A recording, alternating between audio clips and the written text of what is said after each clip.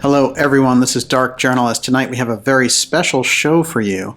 UC Berkeley Professor Peter Dale Scott, who coined the terms deep politics, deep events, and the deep state, will be here to give us his profound insights on the current political tensions and the forces that form a deep state, including the CIA, organized crime, Wall Street powers, and unchecked covert operators. The professor will share his deep concern on the continuity of government, COG program, and the unconstitutional emergency powers granted after the September 11th attacks that are signed each year by both Republicans and Democrats, right and left, that keep us under a state of emergency right up to today. The COG protocols and the Northcom command structures set to implement them are so secret that they are not allowed to be discussed in government. Strangely, the mainstream media has been floating the benefits of COG after years of denying it even existed. Are they laying the groundwork for a COG takeover? And why isn't Congress more concerned about these emergency powers? Professor Scott will share his letters to Congress on the matter and the dangers of COG filling the power void in a disputed election. Are we living under a secret system of power that supersedes the Constitution? Professor Scott will offer his answers and insights from a distinguished career of political research and exposing hidden machinations of power and covert action, from the JFK assassination, Watergate, 9/11, CIA drug running, suspension of the Constitution, and the formation of the deep state. He explains that the deep state has made a series of revolts against the White House, starting with the Kennedy administration and culminating in their current battle against President Trump. He also shows that the deep state is not monolithic, but a series of forces operating behind the scenes to set up a secret system of power by using a covert channel of communications called the Doomsday Network. Here we go, Professor Peter Dale Scott, the Deep State COG Doomsday Network Threat. Professor, it's great to have you back. One thing we should start with right off the bat is a favorite theme of yours, covert versus public powers. There are private powers in this country as well as public powers. The public powers are thankfully limited by a constitution, and there is nothing limiting the private powers. So that residue is the deep state. But I think the deep state, for a long time, it was essentially polycentric and very, I say in my book that it's wrong to think of it as a structure. Mike Lofgren in his book talks about it like an iceberg, most parts of which you can't see. And that's a helpful reminder, but what's wrong with it is that it suggests that what you can't see is also solid like what you can see. And essentially, it's much more amorphous than that. And I said in my book, it's more like a system, like a weather system, which is a weather system is very hard to define, but nobody can doubt that when you have a hurricane, it can be very, very powerful. And that is the situation we're dealing with, I think. All our politics are a process. Even the state is a process, but the most fluid and difficult to define part of the process is the part that is not limited by constitutional instruments that give it a kind of positive definition. So I pointed to the areas of it that I think are important. And I would like to begin with big money because we have more of it than we've ever had. The top 1% of 1% is becoming a really significant factor in our politics. And with the tax changes of Trump, they're more powerful than before. Well, let's look at the deep state that Trump looks at. He's very aware of sort of an ongoing presence in the Washington system, and particularly in what I call the Beltway institutions, the CIA, the NSA, and also the FBI. And they're very important. Most of those are post-World War II, and they have given a kind of implementation to private power, because it'd be very wrong to think that the CIA is something created by the president and therefore answering to the president. It was something lobbied for very intently by Wall Street lawyers and bankers, particularly Allen Dulles when he was a lawyer. And Truman, way back then, didn't want it. And in 1945, when there was a move to turn the wartime OSS into a peacetime CIA, he vetoed the plan, abolished the OSS, thought he had dealt with it. 2 years later, he capitulated reluctantly, and they passed the National Security Act that created the CIA. But it was very interesting that as long as Truman was president, he had to choose several directors of it. None of them came from New York. They were all from the central states. Some of them from the military, like General Beadle Smith. But underneath that level, the deputy directors were almost all of them, either from not just the upper echelons of finance in New York City, but also significantly the social register, the list of people whose family made them a kind of local aristocracy, if you like.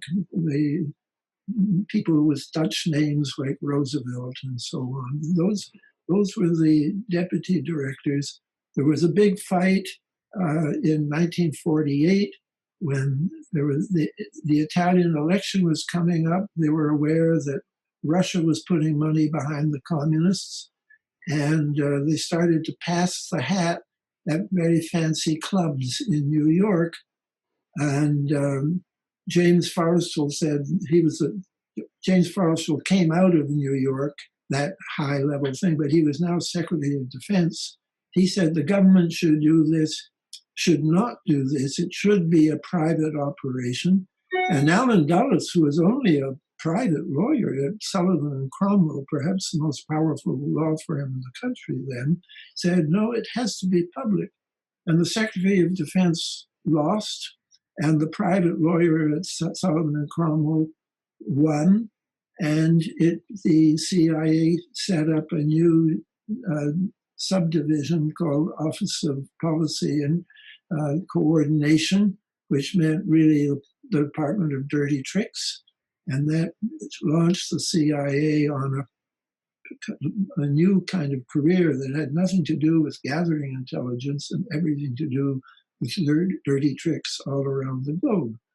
Now, that's the deep state that Trump is attacking.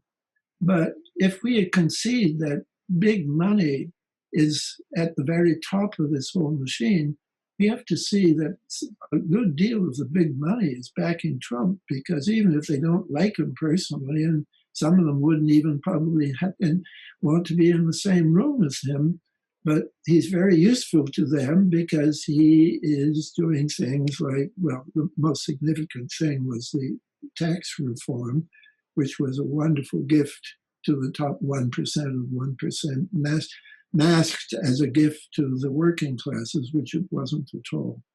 So, but that's part of it.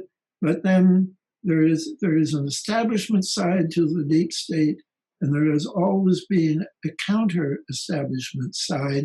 Most people remember the John Birch Society, and we've watched the John Birch Society. By the way, the John Birch Society, there's a whole book written about it as a populist movement.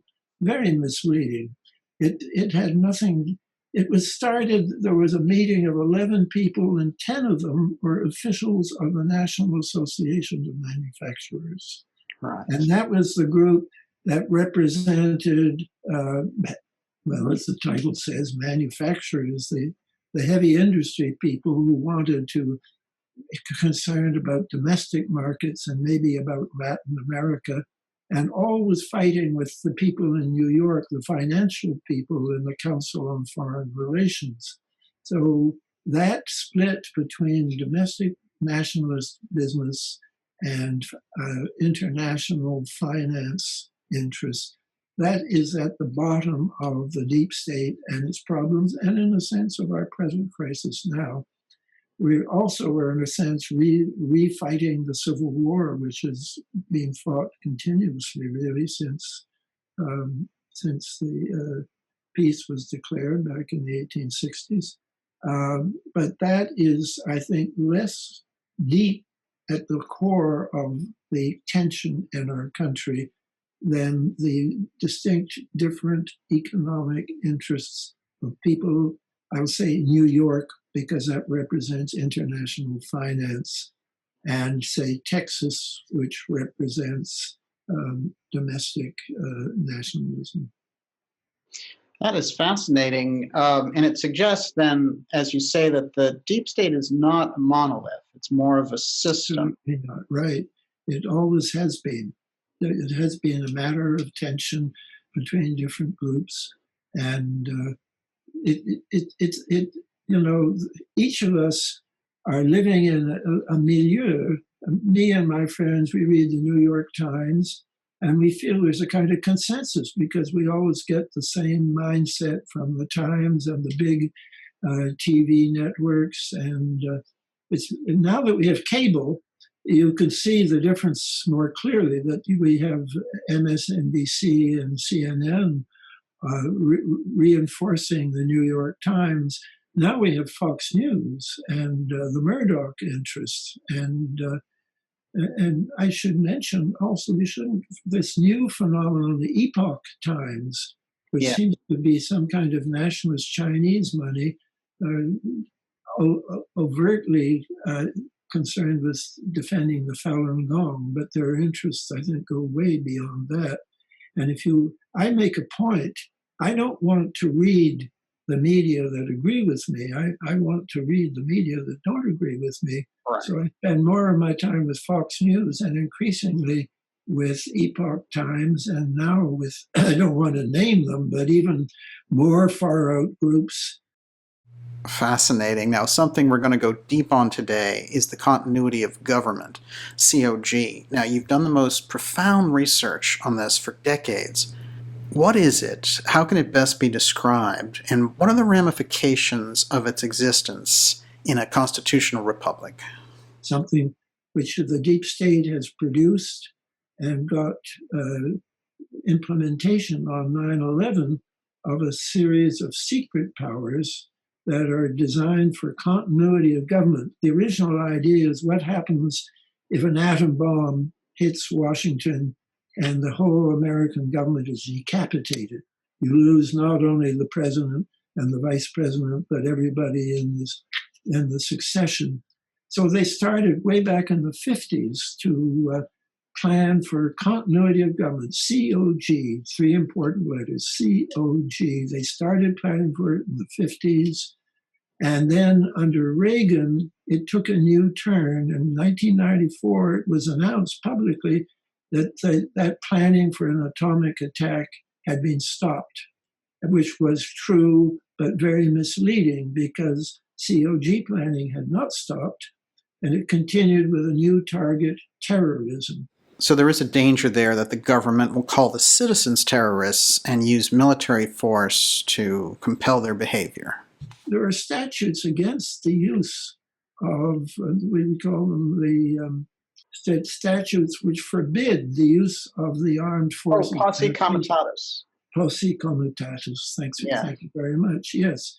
And Trump, I don't think, it's difficult for Trump to think in terms of what's legal and what's not legal. He just likes to do things, and he's very impatient. It's like his attitude towards the tax laws, for example. You try to get around them as best you can. And he doesn't care much for posse comitatus. So I see a situation where Trump is really seriously threatening. I mean, it's more than just a threat now. He's, in a sense, already doing it. He's weakening public confidence that the election is going to work and going to be a success. Don't lose faith in the system. Use the system to make sure that we keep the system in place. But Trump knows that he has COG powers which were accurately described, I think, as a suspension of the Constitution. Right. And we should be worried that, because this all comes out of the fact that we have a deep state, and that under Reagan, a team of people, they weren't all government people, they were private people, were planning for a suspension of the Constitution. And it's very interesting that two of the people doing the planning were Dick Cheney and Donald Rumsfeld. And in the 1990s, they were participating in this planning when neither of them was in the government. Both were heads of major corporations. One was Big Pharma, the other, Cheney, was Big Oil. And Big Oil is a very, very central part of the deep state, because Big Oil wants, it wants very much, if it goes and invests in Kazakhstan, which it did in the 1990s in a big way, it wants to have US troops nearby to make sure that the president of Kazakhstan doesn't knuckle under to Moscow.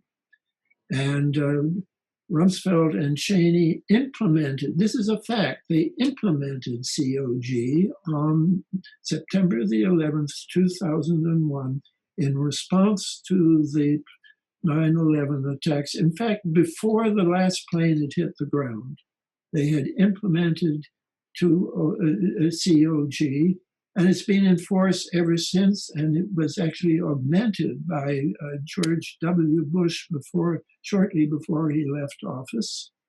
And that was when the House Homeland Security Committee, a member of the committee which had supervised Homeland Security, wanted to see these augmentations, was told he didn't have the classification to do it.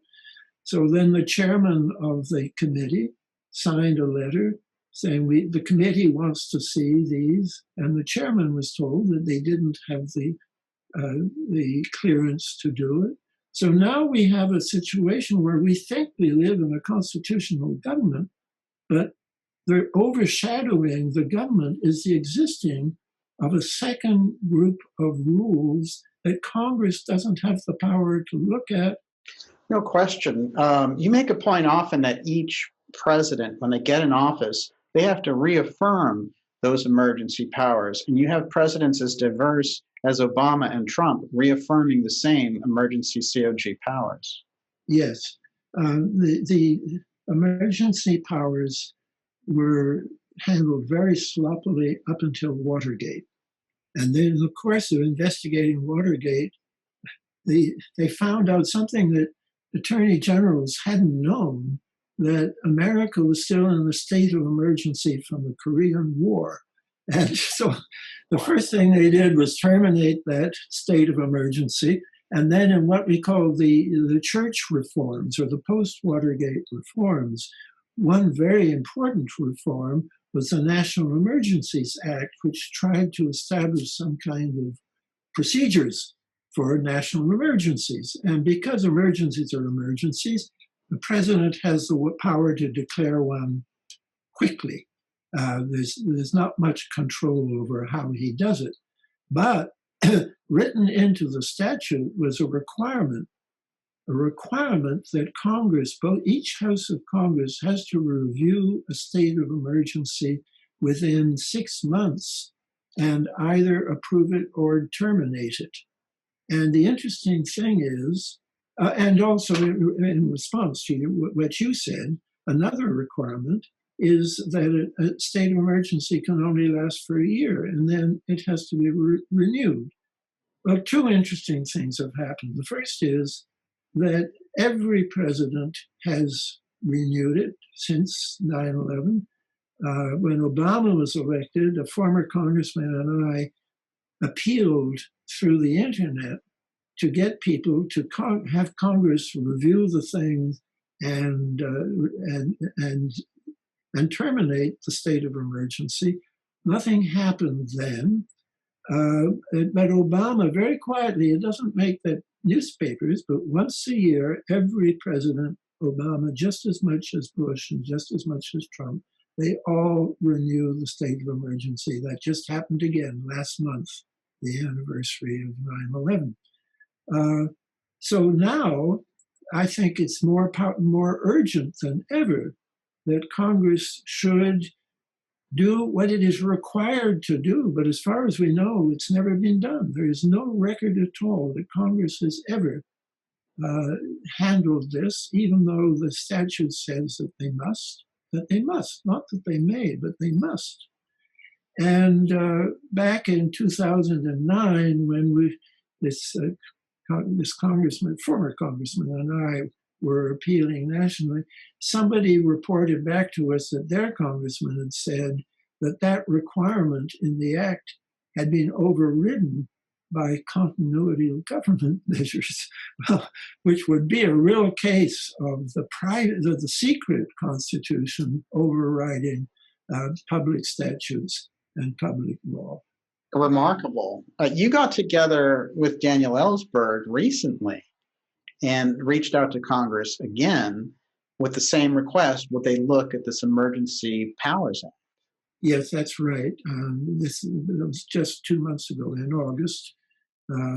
There's a group of us here in San Francisco, the left coast, that worry about these things.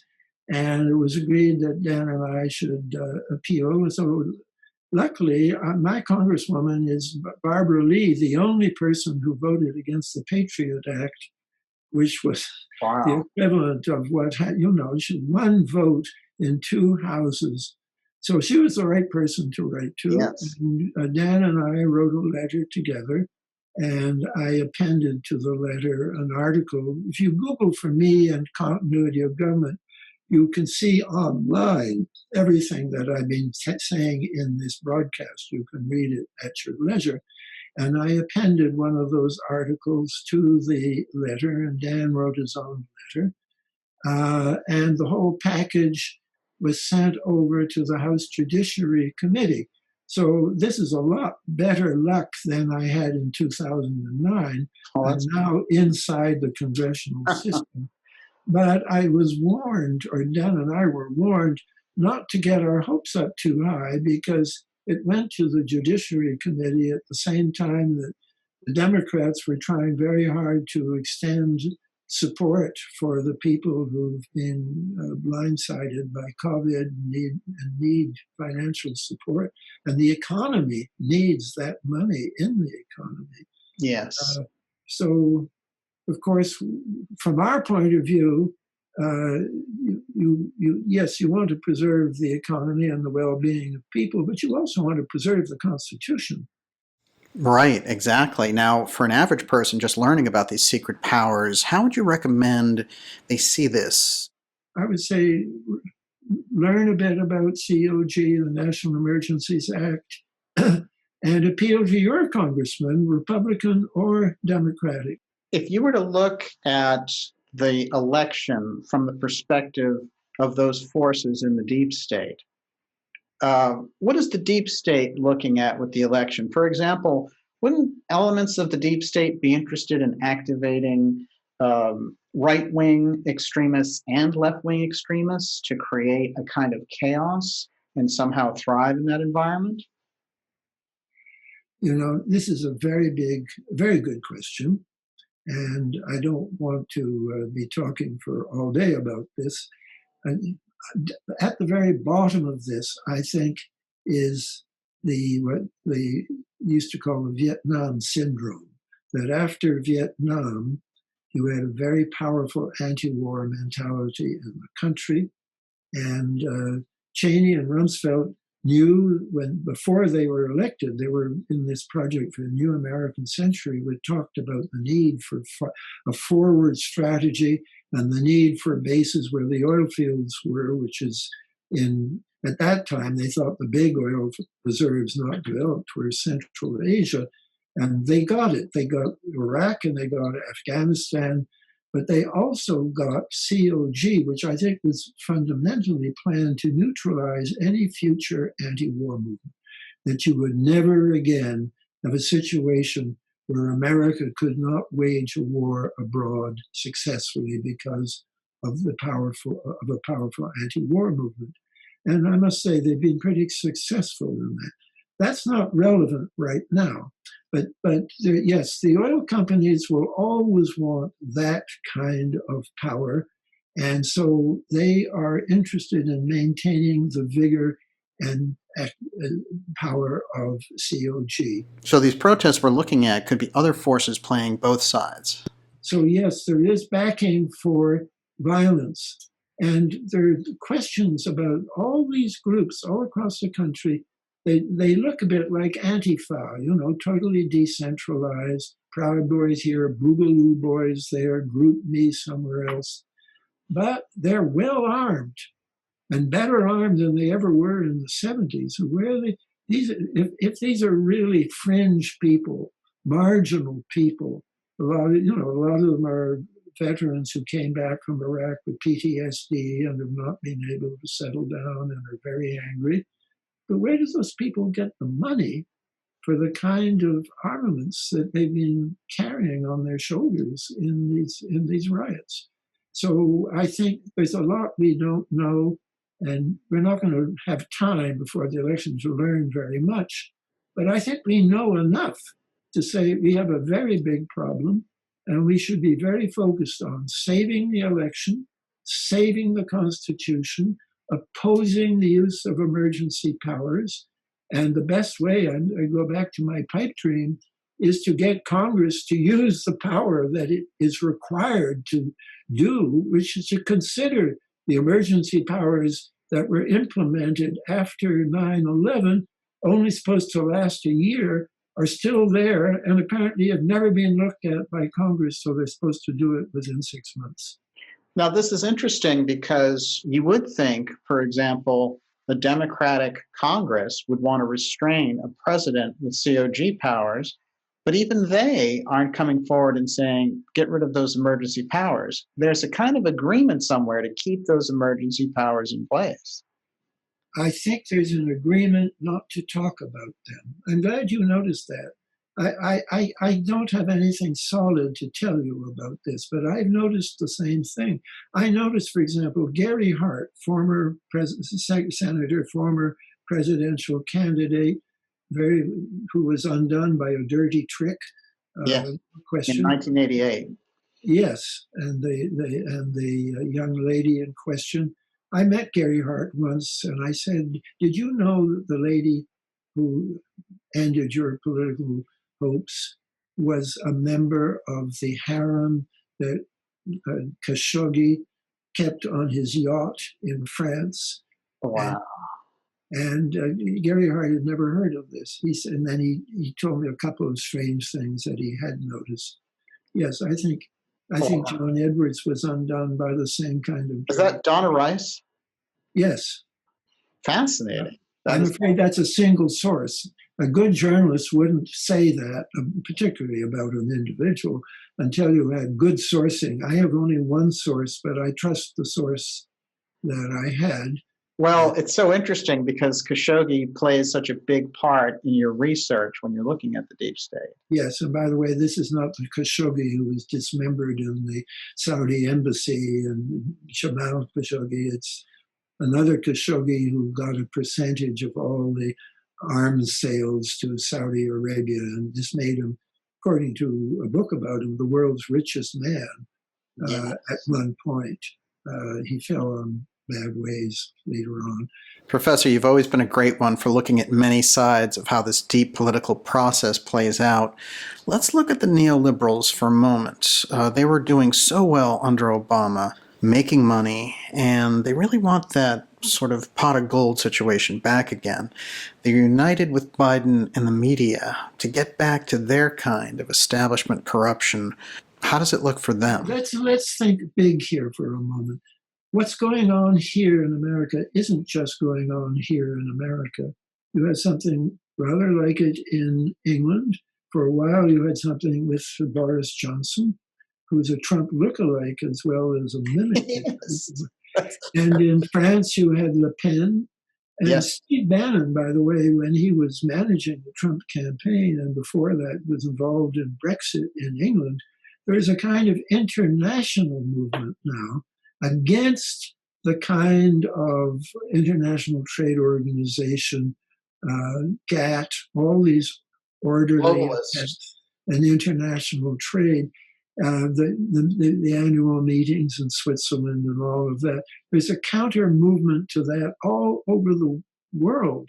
You have Duterte in the Philippines. You have Modi in India. That's a very serious one, by the way. I mean, you know that the man who assassinated Gandhi is now being venerated as a kind of saint, and that they are planning to build statues in his honor. That is the new mentality in India. And that is a token of what's happening, as I said, over the world. In Indonesia, which is a country I happen to know something about, because for my pains, I wrote a long poem about the big massacre in '65 in Indonesia. And this is going on there too. And by the way, one of the top leaders in it is a friend of Trump's who came to Trump's inaugural. These people who are against the old system are not just acting locally. Trump is in touch with them. And I think some of it, I understand China and Russia wanting to see a new economic system. They feel that they were marginalized and minoritized in the old system. And that seems to me an appropriate kind of thing to do. But all of the things that are happening in countries like India goes way beyond that. I'm afraid I'm too old at 91 to really keep abreast of everything that's happening. I'm now writing about a much happier period, which is the Dark Ages, which is much easier for me to be optimistic about than what's happening right now. We are, in a sense, in the new, or threatened with the possibility of the new Dark Ages, and that is why I'm writing about the Dark Ages. But I don't know. I'm not an authority on what's going on in the world now, but I know enough just to zero in on things that should happen between now and January, when we hope the winner of the election takes power, and we hope that it is an orderly election. And that is that we should be aware of the threat to the process of the election. We should be aware of the role of paramilitary right in increasing the chances that the election does not take place as planned. The existence of COG powers. Well, I could say more, but those big three, I think, are things that everybody should focus on and study up for themselves. Do you feel that this is interesting to me because when Trump came in originally, a portion of the deep state, the CIA aspect, they wanted to push him out almost at all costs. Oh, I think they still do. Yes, it's interesting. The CIA, by the way, was modified towards, because Gina Haspel, who's the present head of the CIA, she was the head of a torture unit. Yes. She was a supervisor of a torture unit. And there were many people in the CIA who hadn't known about the torture when it happened, were very embarrassed by it, and so on. And now one of those people is leading it. But that CIA portion that resisted Trump and wanted him out, that branch, they are looking at this and saying, we don't want to have him in there for 4 more years. So it's an interesting thing because we go in this from a few different levels, because that part of the deep state is resistant to him. Yes. This kind of Blackstone part is on his side, but there are 2 different sides of the deep state. Yes, that's exactly right. And notice that a lot of the people who Trump has kicked out, like John Brennan, for example, was the head of the CIA, they're now on MSNBC. They're part of they've become the minority complaining in the wings against what the new establishment, which has to be distinguished from the old establishment, is doing. Yes. And I'm not 100% on one side in this, because I got into all this politics because of my opposition to the Vietnam War. And I am passionately nonviolent, and so that makes me anti-Antifa. and as well as anti-Group Me and pro-Gandhi and anti-Modi and the new people in India who are explicitly anti-Gandhi. And I am very worried that if we just re-elect Biden and do nothing more, we're going to go back to the old establishment that will do everything it can to protect the defense budget and protect covert operations like the shocking things that happened under Obama in Libya, where we destroyed. I mean, I was no fan of Gaddafi. He was, you could say, an evil man. Yeah. But the situation we have now, thanks to Hillary Clinton and the Obama State Department and the Obama CIA, is terrible. And the same with Syria.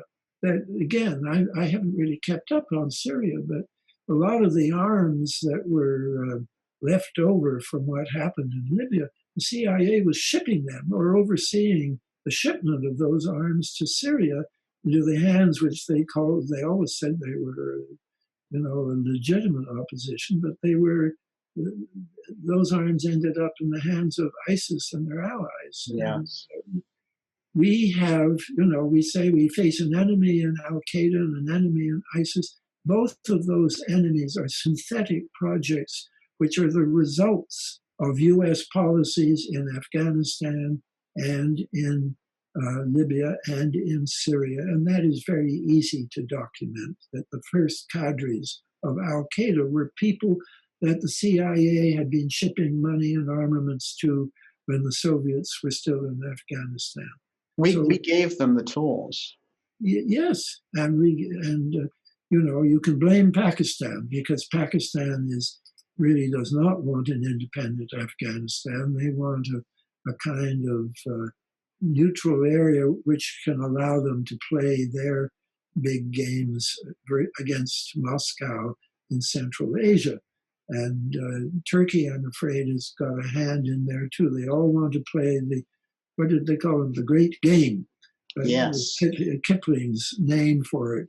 And it's interesting you mentioned Turkey because this is where you got that term, the deep state, and used it for American politics. Yes, you had an embarrassing moment in Turkish history where there was a speeding Mercedes was wrecked, and among the victims in the car were a member of parliament and a police chief and the head of a terrorist organization that was killing leftists. And there was a CIA touch not to the speeding car, but to the whole setting up of this parastate or deep state in Turkey. They say, everything ties together in the most extraordinary ways. The man in the car, Chatley, is supposed to have come to America in 1982 with a leading terrorist, Della Chiaia, an Italian, who was responsible for mass murders in Bolivia. They have always been a kind of international network, extremist deep state, marginal in some ways, but if they're so marginal, how come they're able to enter the United States? The answer is that the CIA has always worked with marginal people. And it's cost us very dearly. And, among the reforms is for the CIA to stop sending money and armaments to killers and then for the Defense Department to stop selling big time arms to countries like Saudi Arabia, who then sell off their used arms to smaller countries. And so we get this whole war in Yemen, which is a horrible breach of human rights. And if people had to go to the International Tribunal Court because of what happened in Rwanda, then people should have to go to that same court for what's happened in Yemen. And I'm afraid that there are Americans who would have to go to that court, which is why I think America doesn't recognize the international court, so that we are, in a way, opponents of international law and international order, because the CIA and the oil companies have such a deep vested interest in breaking international laws for their own purposes. You mentioned that the CIA's original charter, we've never even seen their full charter in the public. Right. There was a statute, and there was an innocent little clause that the CIA would be engaged in intelligence, and it says, and such other activities as a director of central intelligence may from time to time direct. I don't know how big they thought it would be then, but it was the price of containment. There was two big issues back then were, do we contain the Soviet Union or do we roll back communism? And the moderate position was to contain it. But it wasn't all that moderate, because the architect of containment said, we will draw the lines where they are. And because Russia's got covert elements working against us on our side, we will set up covert elements on their side. So there was always in the, Truman said after the Kennedy assassination, Truman had a very appropriate response to it. He said, I never intended the CIA to get into the kinds of things they did. And I think Allen Dulles or somebody flew out to Independence, Missouri to get him to back down on that statement. And he didn't. He didn't. But it was the mass media, who are part of the deep state, they sort of massaged what Truman said and really said that he didn't know what he was talking about, even though he was the president who had signed the act. But yes. Do you think that Truman wrote that editorial in direct response to the Kennedy assassination and the CIA's involvement? I do. Yes, I do. And I'm not sure how much he knew, but I think he was deeply troubled, and he was right to be deeply troubled. And by the way, I don't say the CIA killed Kennedy. Right. I say that there was a deep state conspiracy to kill Kennedy, and it involved the fact that the CIA, 8 weeks before November 22nd, when Kennedy was killed, had opened a counterintelligence operation built around the name of Lee Harvey Oswald. And when they keep saying that Oswald was a loner who wanted to be recognized, the real fact of the matter was the CIA wanted Oswald to look at a loner because I didn't say Oswald was involved in the operation. I said his name was involved in the operation. But the CIA obviously had to go to great lengths to make sure that that fact did not come out in the Warren Commission hearings. And as I've said in a published article, Helms perjured himself before the Warren Commission to conceal the fact about that counterintelligence operation. So the CIA, in a sense, was covering up because it had no choice. It doesn't mean that there were people in the CIA, and I'll name one of them, James Angleton, head of counterintelligence.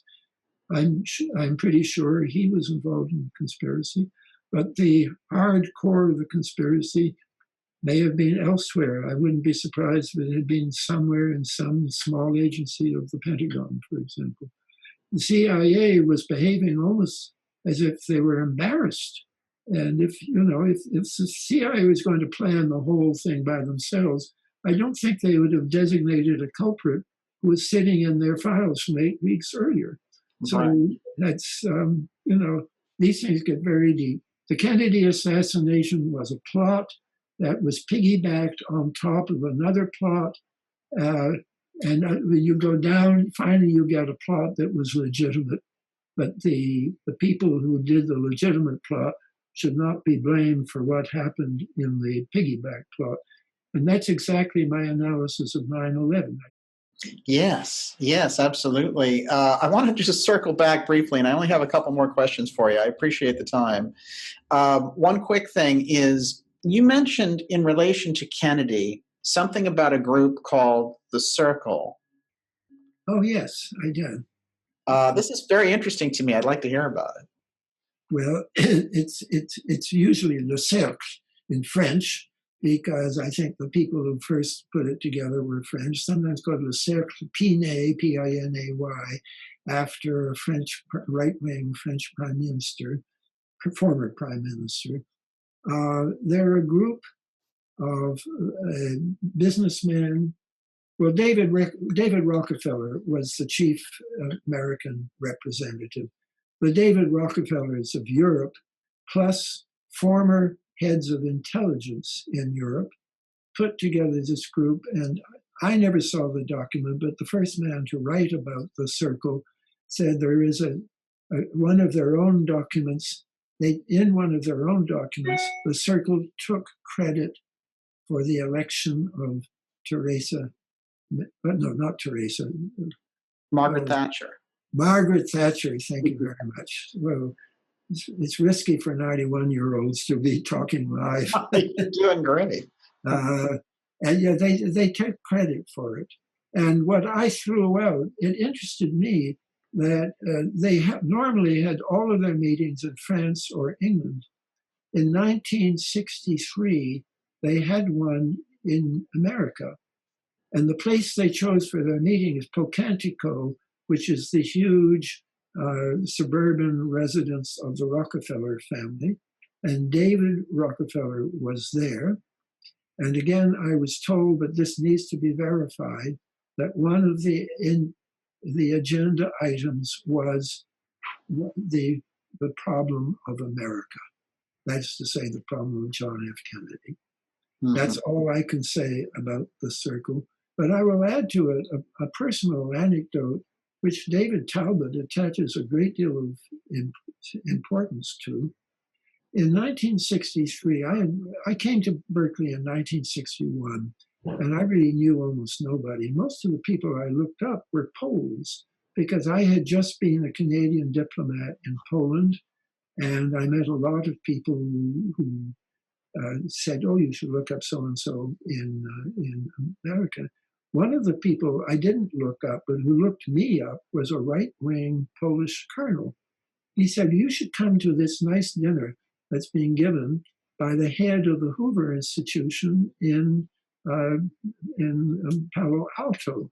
The Hoover Institution is, there's nothing quite like it. It is all kinds of former right-wingers, thinkers, politicians, etc., end up in one way or another connected to the Hoover Institution. I went to that dinner. The head of the Hoover Institution at that time was another Canadian. And this is the summer of 1963. And what astonished me was that there was really almost only one topic of conversation.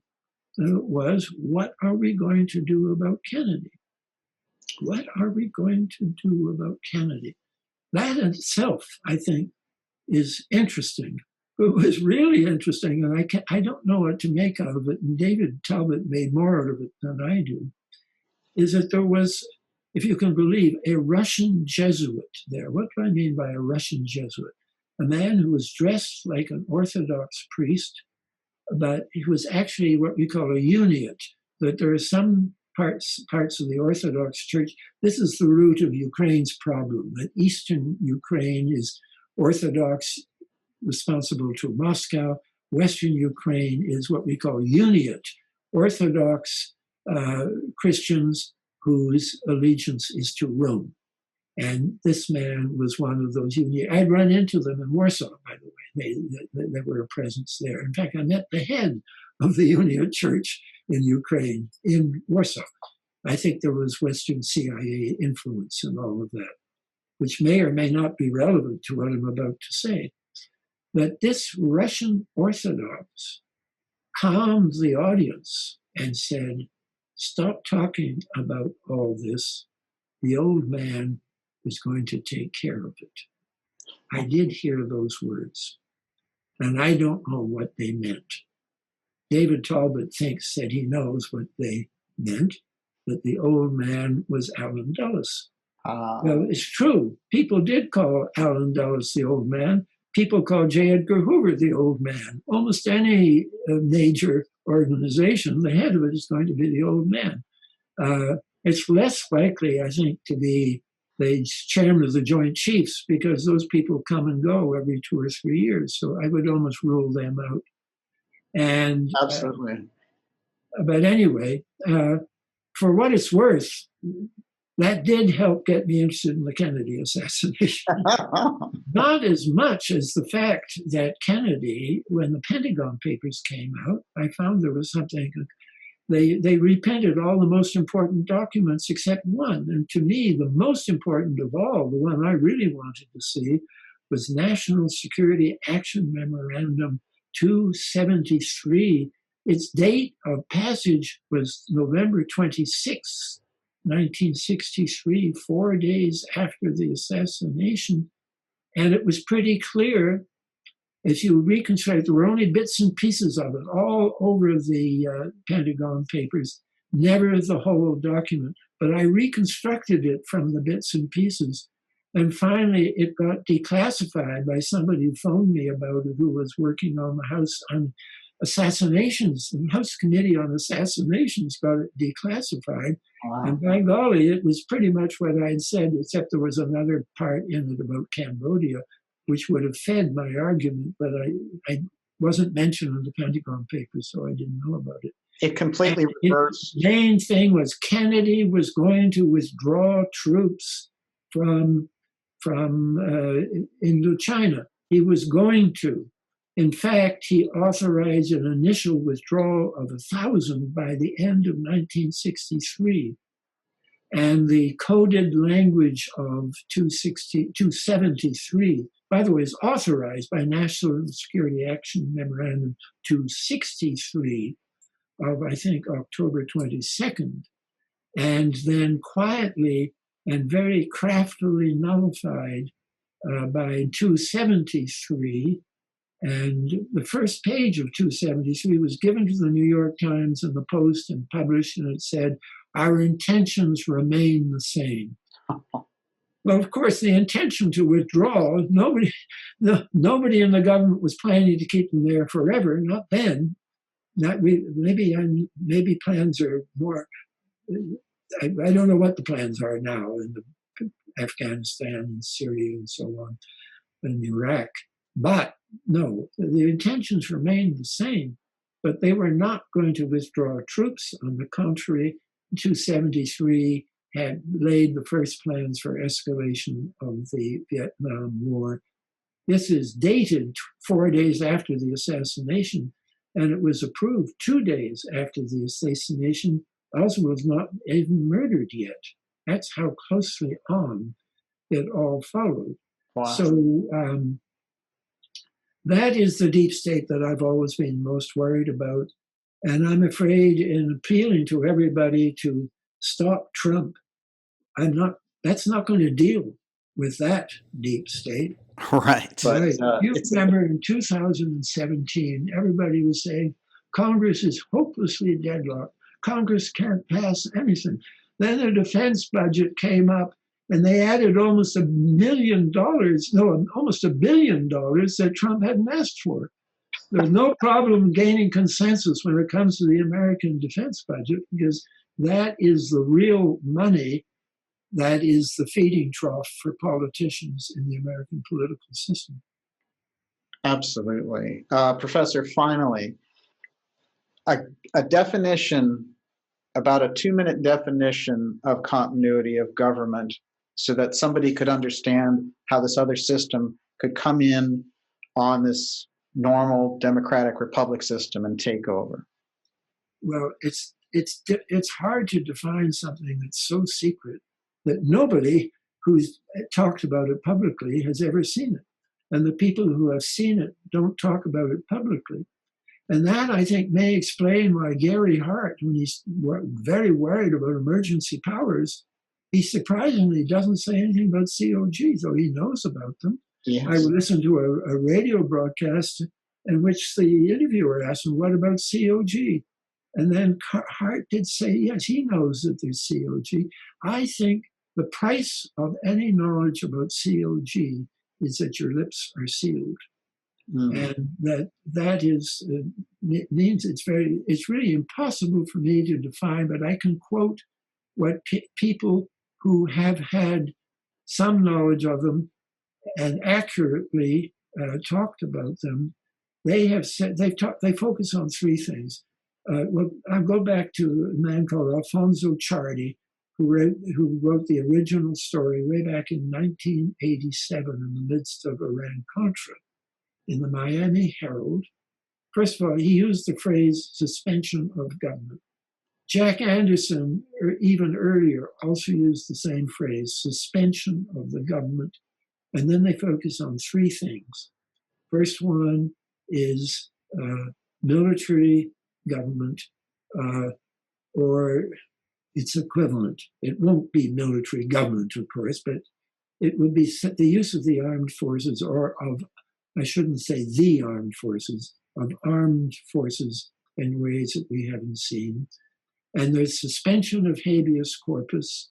And again, the press has never covered the way Muslims were manhandled and abused after 9/11. Almost 1,000 of them were detained. I talked to one of them, and he wasn't even a Sunni Muslim, he was a Shia Muslim.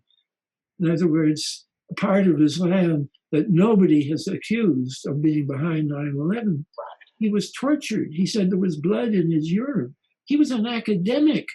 He was an academic, and they rounded him up, and they were going after everybody. Now, that isn't happening now, I think, but the provisions for the suspension of habeas corpus, which, after all, is mentioned obliquely in the Constitution, and the plans for the suspension of them are in force, and I think would be used if you have large-scale violence, even if it's a violence that doesn't threaten the overthrow of the government. And the third one has to do, I think, with, well, I'm less sure about the third one, but I think I can't even remember what I've written, but I think I say it's control of information or something like that. Which was very, if that's true, that would help explain why it is that nobody talks about continuity of government, and why it's possible that Congress does review it in some kind of pro forma way, but they're not allowed to tell us. And when the very beginning, first time that ever came up in Congress was in the Iran-Contra hearings. And Jack Brooks is a congressman from Texas, and he referred to the Ciardi story, and he said, Mr. North, I understand you've been involved in plans for the suspension of the American Constitution. An amazing thing happened then. The chairman banged his gavel, and then Oliver North's lawyer, a civilian, jumped up and said, we can't talk about that here. A civilian lawyer not in the government said, we can't talk about that here. Incredible. And they didn't talk about it. And the chairman, Daniel Liszt, a decent man, a Democrat from Hawaii, a very decent man. I'm not accusing him of anything malevolent, but he said, we can't talk about this here. And if we're going to do this, we'll have to do so in secret session. And there is no record that there ever was such a secret session. There may have been. But so it sounds as if what Ciardi had said was on the money. And then look at the behavior of the New York Times. The New York Times printed every word of the Iran-Contra hearings. So they printed this exchange of remarks about suspension of the American Constitution. They didn't write a news story about it. It wasn't worthy of discussion. Has all the news it's fit to print. The New York Times suspension of the Constitution was obviously some news that wasn't fit to print. Unbelievable. That's what we've been living under. We live under a constitution that's living under something else, continuity of government. And we have to find out what continuity of government is. And I'm sorry, Dan, I can't define it because not I or no one who's talking at any length has ever seen it. Why is it called the Doomsday Network? The Doomsday Network was an actual network that was set up as part of the implementation of COG planning. So if the government is decapitated, you have to have a second network. And we have that network. And I have argued, and it takes too long to explain here, but I've argued, A, that network is part of the implementation of the Kennedy assassination, and that the biggest one of the biggest omissions of what went to the Warren Commission, that we got the police tapes on both channels from the Dallas police. We got the tapes from the Dallas sheriffs, but we didn't get the tapes from the White House Communications Agency that were being used by the Secret Service in some of the cars that were in the motorcade. And I argued for the release of those. And we got a review board in '94 that said, I don't know if they said anything. Anyway, and then also I argued quite independently, forget now the Kennedy assassination, I've argued more cogently that COG planning and COG telephone conversations, which never reached the 9/11 Commission, and which they admit never reached the 9/11 Commission, that was an integral part of the planning for 9/11. I'll just give you one example.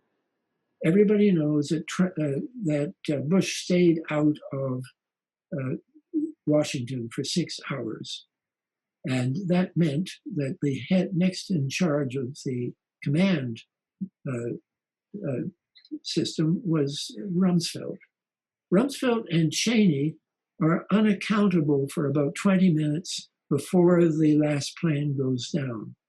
And all we know about Cheney was that he was in some other secure area talking by telephone, tapes which were not given to the 9/11 Commission because I'm certain he was using the Doomsday network. That was the term used by the people who set it up. Doomsday was the atomic attack. The Doomsday network was what would go into thing there. But it was used on 9/11 beyond a shadow of a doubt.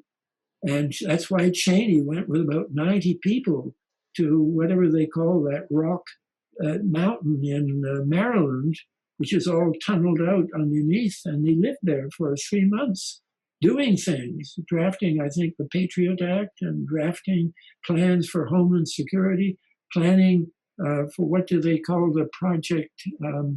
Anyway, they set up internment camps. We have internment camps in this country that are mostly dusted off from World War II, but they were reactivated.